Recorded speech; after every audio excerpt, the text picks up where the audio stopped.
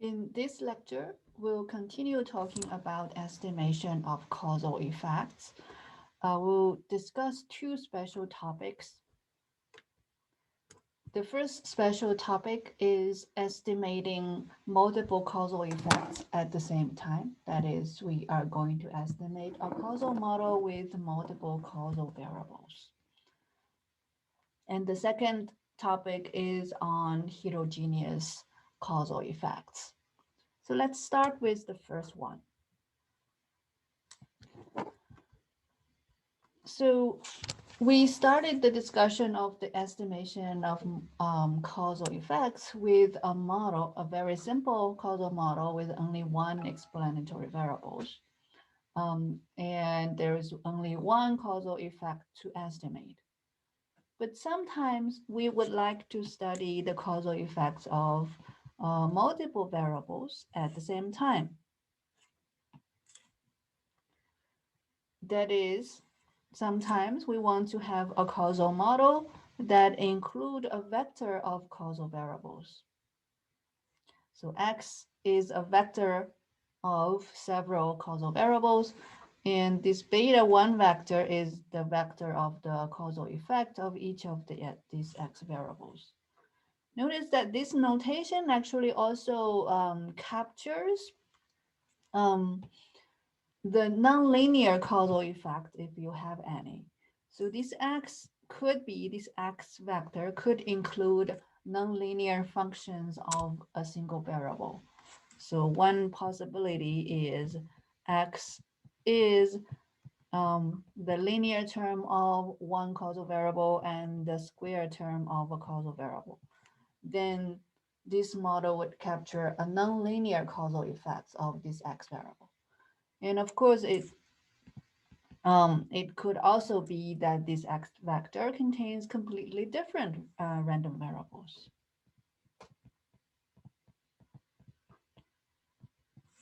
Or different random variables and their interactions. So these are all possibilities that are captured in this more general notation. So the key here is that you got a vector causal effect to estimate, a causal effect vector to estimate. So here again, like in the simple model, this U captures the contribution of all the other factors not included in this X vector. The goal is to estimate this beta 1 vector consistently. Um, we want to estimate the whole vector consistently, which means that we want to estimate each element of it consistently.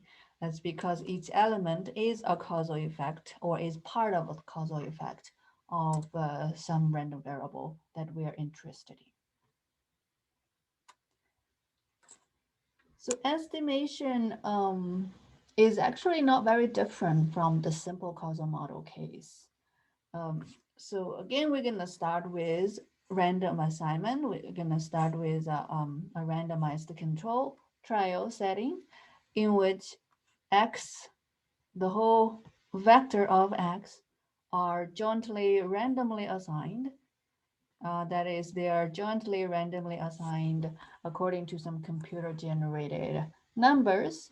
And because the way they are assigned, these variables are independent of the error term U.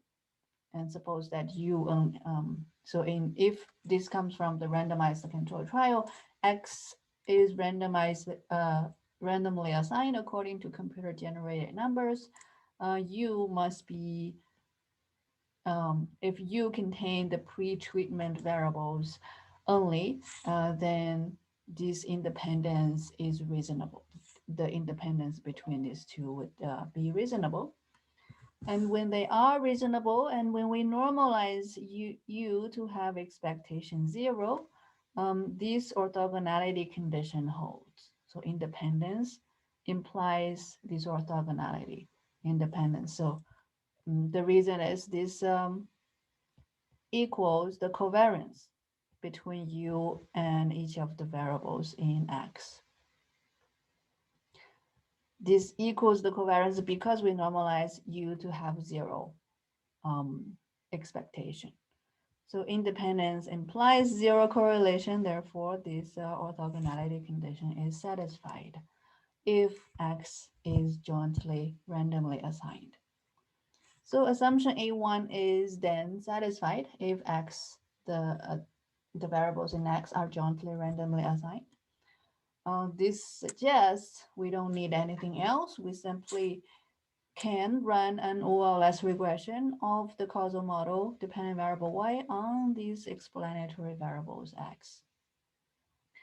And the coefficient on each of the elements of x will be a consistent estimator. The OLS coefficient of each of the elements will be a consistent estimator for the corresponding beta parameters.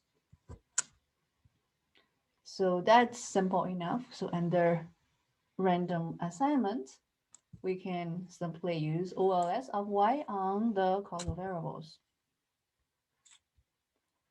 Now, let's talk about the effect of omitting one of the variables. Okay, so suppose that there are multiple variables that are jointly randomly assigned. However, they are not independent from each other. So the x variables are not independent from each other. So let's say x is let's say x contains two random variables x1, x2. They are jointly randomly assigned. However, x1, x2 are not independent from each other. So they are both independent of u. They're jointly independent of u, but they are not independent from each other. In that case, omitting one of them from the causal equation can cause inconsistency in the estimator. And so omitting one of them from our OLS regression will cause us not to be able to estimate the causal effect of the variables that are not omitted consistently. Just to be more concrete, let's consider this vector of causal variables that contains two variables, x1 and x2. x1 and x2 are jointly randomly assigned, so they are jointly independent from u. And we consider this a linear causal model. The x1, x2 are jointly randomly assigned, so the orthogonality condition does hold. So ex1u, ex2u are both zeros when u is normalized to have expectation 0. But for some reason, we forgot to include x2 in our OLS regression. So suppose we want to estimate the causal effect beta 1. Suppose now we want to focus on beta 1.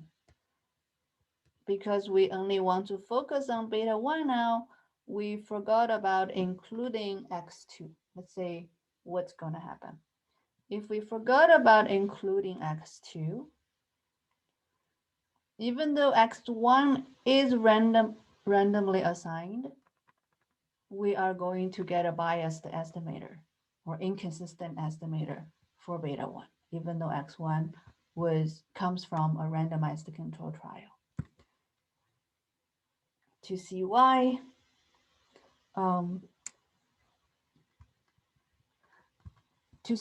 we can do this analysis in more details.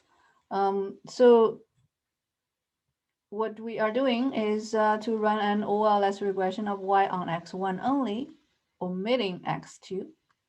So let's see what our OLS regression consistently estimate to see what this OLS regression of y on x1 only consistently estimate. We want to find the projection of y on x1 because we know the OLS will consistently estimate the projection always by definition of projection. So we want to find the projection of y on x1.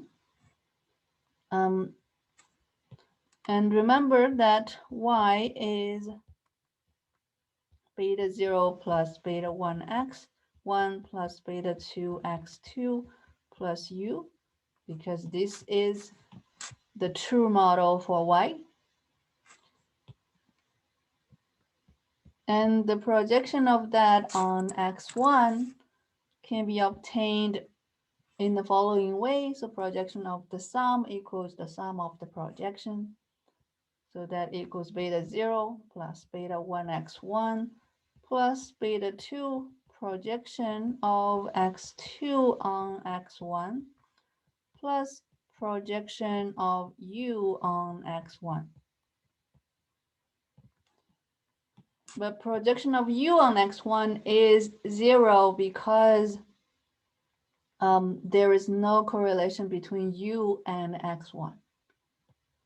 So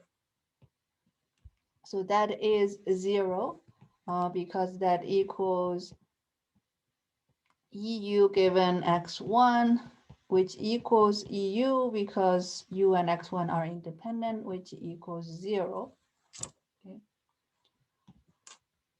Right, so what we are arguing here is not that projection is always equal to conditional mean, but that conditional mean now equals 0, which is a trivial linear function of x1. So it's trivially linear in x1. When it is linear, this conditional mean equals projection. So therefore, that proves the projection of u on x1 equals 0. Okay, so u and x1 are independent. However, this term is not 0 because x2 and x1 may be dependent on each other. So this is not 0. And that is the source of the inconsistency of this OLS regression omitting x2. So this is what we obtained from the previous calculation. Now, let's say this projection is a linear function of x1. Projection is always linear by definition. And we call that, let gamma 0 and gamma 1 be the coefficients in that linear equation of x1. So we let projection of x2 on x1 be gamma 0 plus gamma 1 x1. So this is not an assumption, but more like we give a notation to this linear function of x1. Okay, so let projection x2 on x1 be gamma 0 plus gamma 1 x1.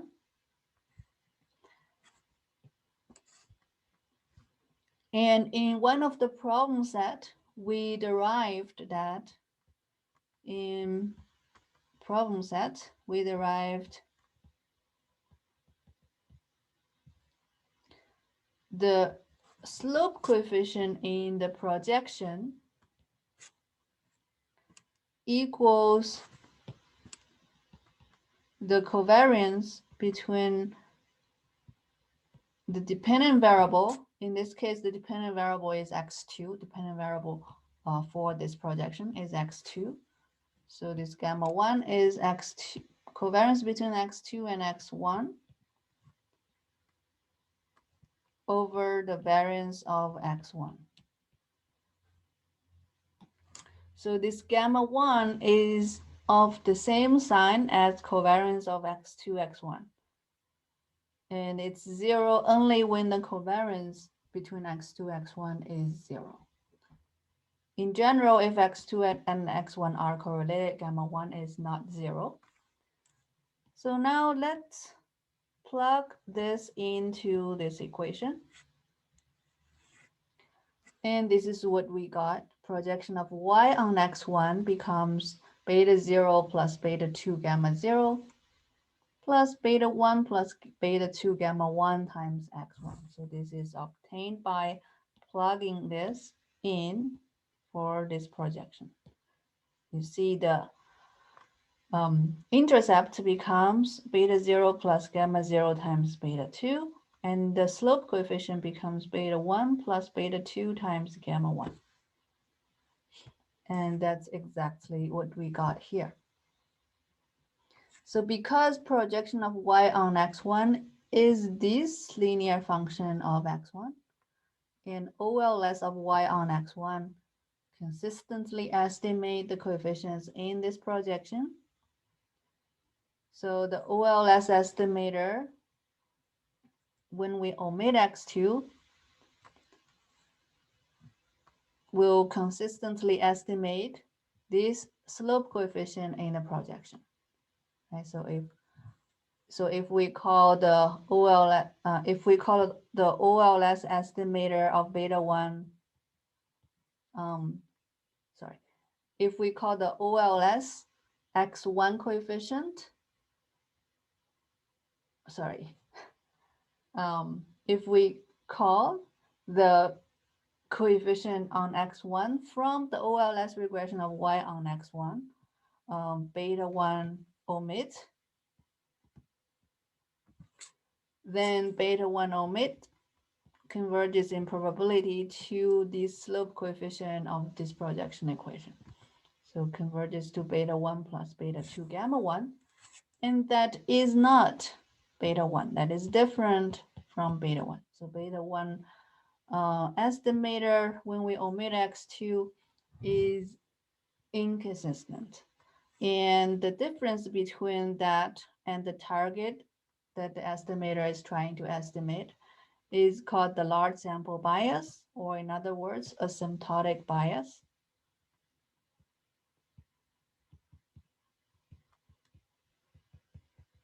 Asymptotic bias. And that asymptotic bias is the probability limit of the estimator minus the true value of the parameter. And in this case, the probability limit is beta 1 plus beta 2 gamma 1. And the true value is beta 1, so the large sample bias is beta 2 times gamma 1. And this large sample bias is only 0 if one of these two quantities are zeros. It's 0 if, say, beta 2 equals 0, which means that the x2 random variable is irrelevant for y, has no effect on y whatsoever. Or if gamma 1 equals 0, in which case x2 is uncorrelated with x1. And so according to what we have here, gamma 1 equals 0 only when the covariance between x1 and x2 is 0.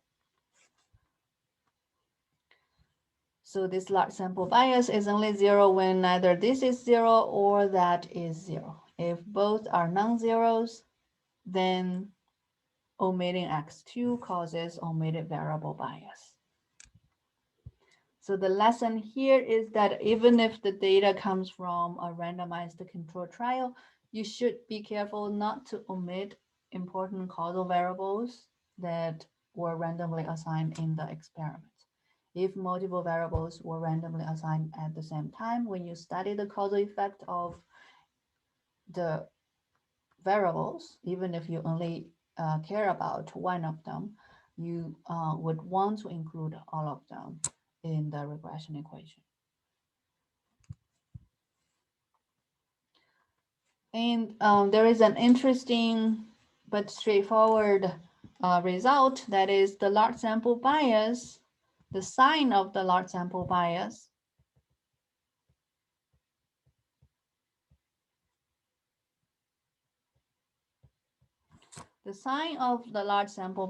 is determined by the sign of beta 2 and gamma 1. The sign is positive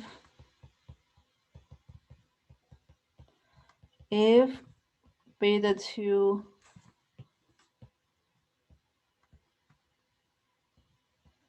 is positive and gamma 1 is positive, or if both are negative.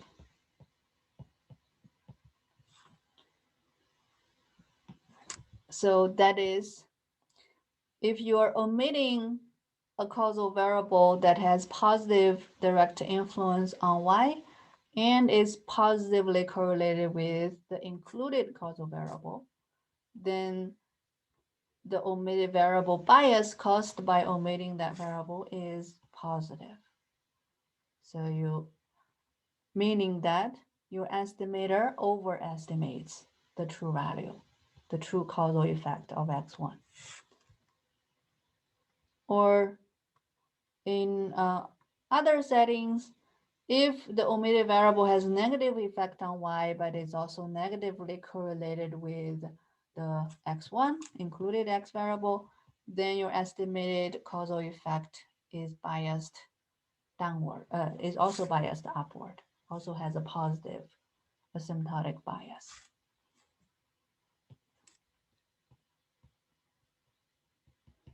And that sign is negative if these two have different signs.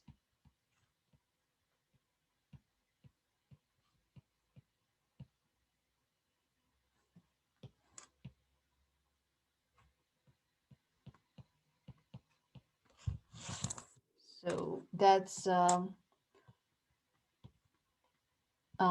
one way to determine the omitted variable bias. Okay, the omitted variable bias is determined by the sign of two things. One is the direct effect of the omitted variable on y, and the other is the correlation between the omitted variable and the causal variable of interest. Now let's consider an example. This example comes from a randomized control trial called Project STAR.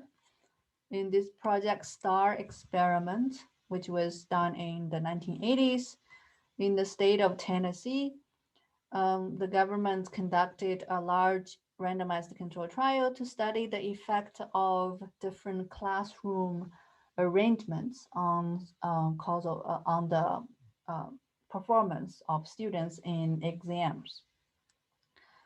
So they want to study the effect of reducing class size and the effect of adding a teacher's aide to a classroom on students' test scores.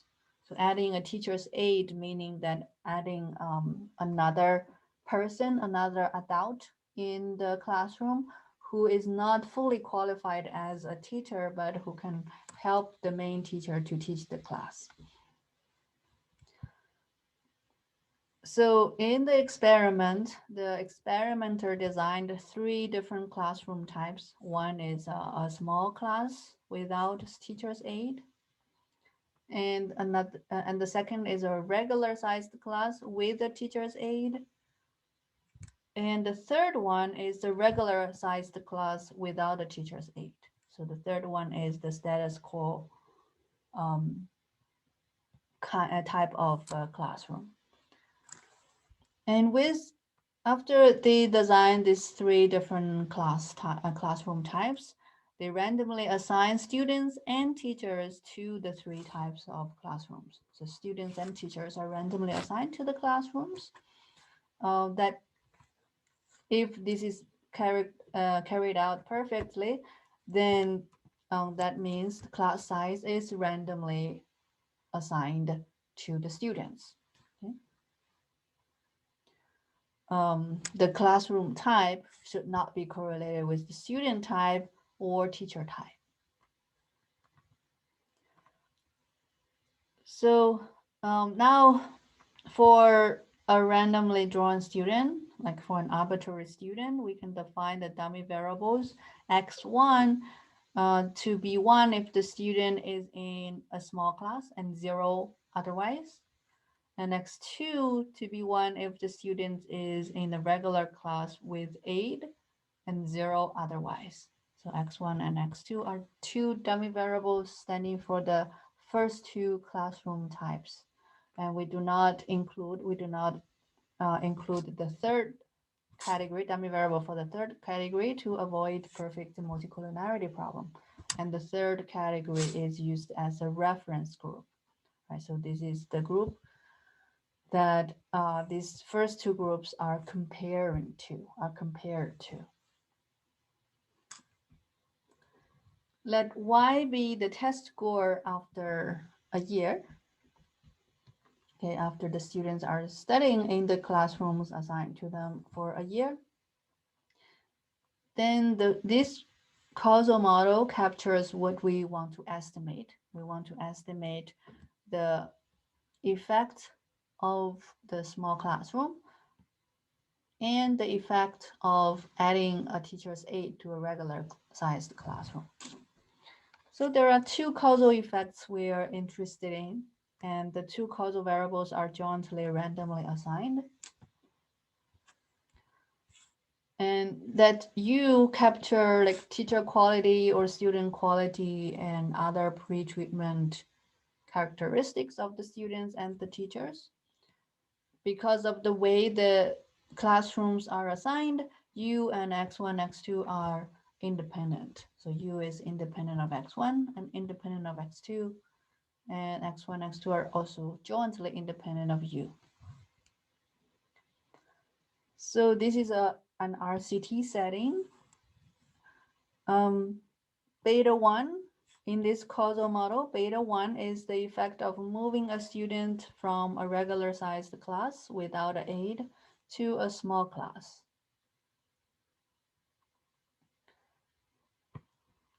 And beta 2 is the effect of moving a student from a regular class without aid to one with aid.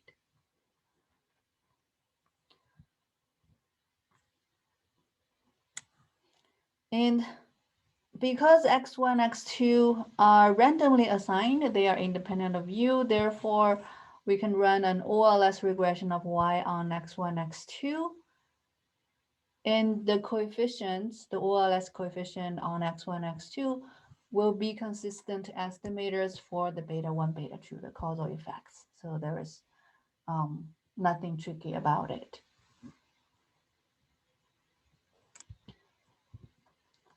Now let's analyze the omitted variable bias when we omit x2. Suppose that in our regression we forgot to include x2. See whether we can get a consistent estimator for beta 1.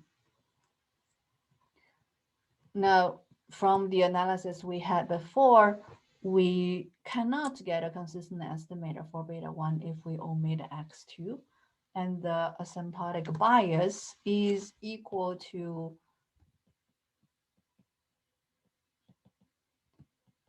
beta 2 times gamma 2, where gamma 2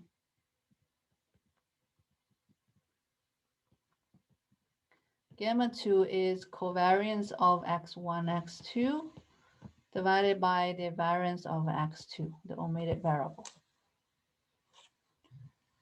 Here, beta 2 is the effect of teacher's aid, and the covariance of x1, x2 is the covariance between the dummy variable standing for the small class and the dummy variable standing for regular class with the teacher's aid. In this example, it's reasonable to suppose that the teacher's aid is helpful, meaning that x2 has positive impact on the test score. So that means beta 2 is positive. Now, because x1 and x2 are dummy variables for two exclusive categories of classrooms, they are actually necessarily negatively correlated, right? So that intuitively, when you're in a small classroom, you're not in a regular classroom with teacher's aid. And also vice versa, when you're in a regular classroom with a teacher's aid, you're not in a small classroom. So because of this exclusivity, these two random variables are negatively correlated. And you can actually mathematically prove that by using this formula for covariances.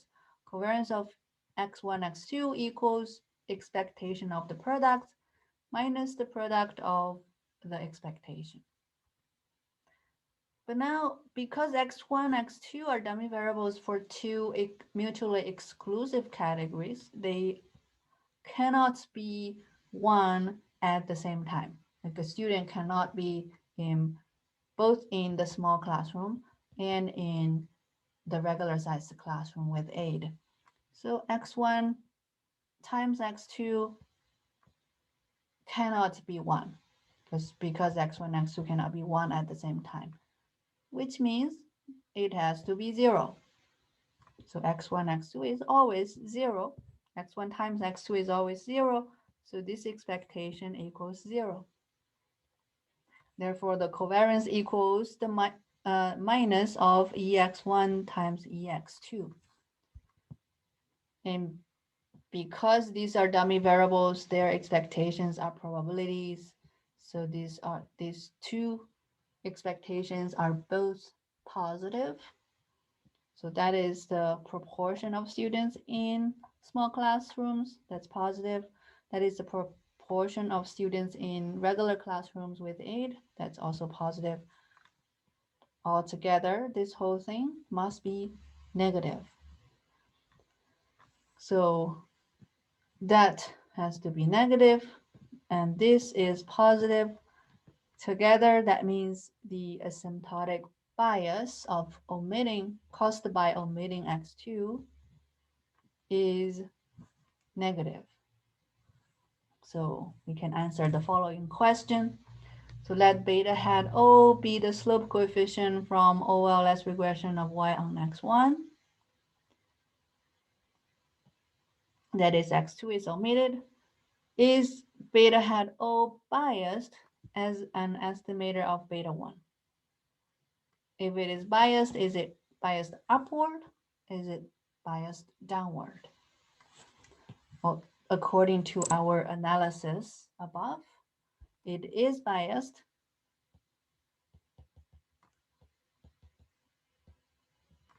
Even in large sample.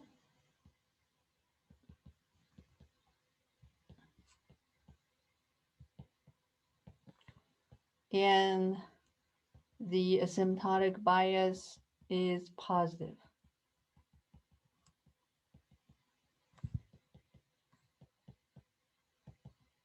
Sorry, it's negative. Is negative because gamma 2 is negative and beta 2 is positive. They are of different signs. So omitting teacher's aid dummy,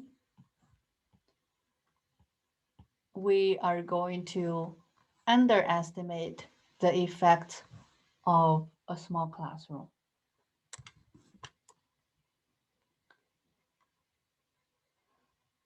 All right. So that was estimating multiple causal effects under joint random assignment, under unconditional random assignment. That was assuming all the x variables are completely randomly assigned. Sometimes x may not be jointly randomly assigned, but it's possible to find a vector of control variables, W, such that given W, x is no longer relevant for U. So given W, x is randomly assigned. So that's the conditional random assignment setting. So if this conditional random assignment setting holds true, then EY given x and W will be beta 0 plus beta 1 prime x plus EU given, before this assumption, this should be EU given both x and W, but because of the conditional random assignment, given W, x can drop out of this conditioning, so that becomes EU given W.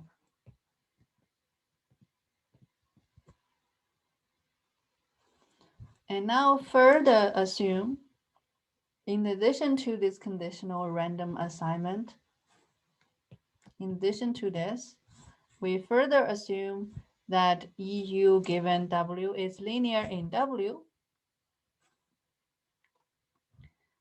then we're going to have EY given XW equals beta 0 plus beta 1 prime X. Let this gamma be a vector just to make the notation consistent. So then EY given XW equals beta 0 plus beta 1 prime X plus gamma prime W. Right, so we can, these two assumptions together combined with the causal model that we started with yield this linear conditional mean model. And we know this linear conditional mean model can be estimated by OLS regression of y on x and w. And the OLS coefficient on x will consistently estimate this coefficient, which is the causal effect we are interested in. Okay, so when you have conditional joint random assignment of multiple causal variables, you can run this multiple regression with both x and w variables, and the coefficient on the x variables will consistently estimate the causal effect of the x variables. So that's basically the same argument as in the one causal variable case.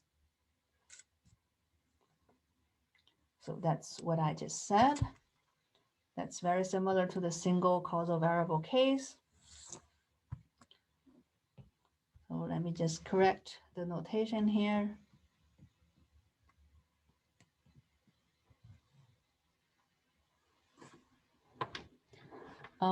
Also, like in the single causal variable case, we typically do not interpret the coefficient on W. So there is no causal interpretation for the gamma coefficient. You can put descriptive interpretations on gamma, but not causal. Now, continuing the project star example, imagine that the students are randomly assigned to the three types of classrooms, but only within racial status. That is, among minority students, the students are assigned to the classrooms randomly according to computer generated number. And among non-minority students, those students are also assigned randomly. However, students of different racial status, minority students and non-minority students, they are assigned to the classrooms with different probabilities. For example, minority students may be assigned to smaller classes with a smaller probability for some reason. Okay, if that is the case, then EU given x1, x2 is not going to be equal to EU. That is, U and x1, x2 are not jointly independent. So U is not independent of x1 and x2. So how do you interpret this in this context? You can imagine you include, say, family background that affects test score, like how involved the families are. And let's say minorities have less family involvement. And minority students have a less U, have a smaller U. And their assignments to the classroom is also related to the minority status. And through the minority status, you might be related to the classroom assignments. Okay, so that's how U becomes not independent of x1, x2 when the classrooms are assigned according to racial status.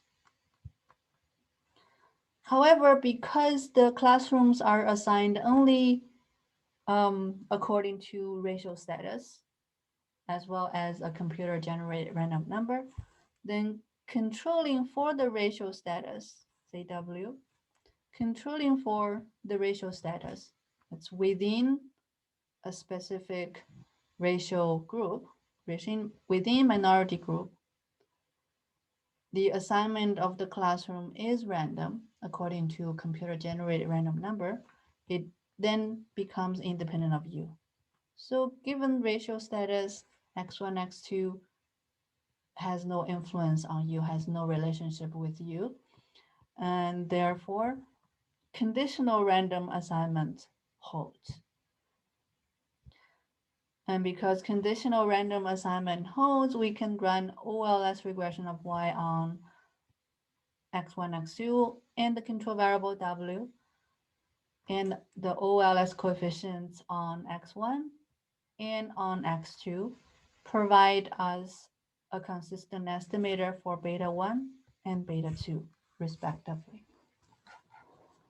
So that's an example of conditional random assignment when you have multiple causal random variables.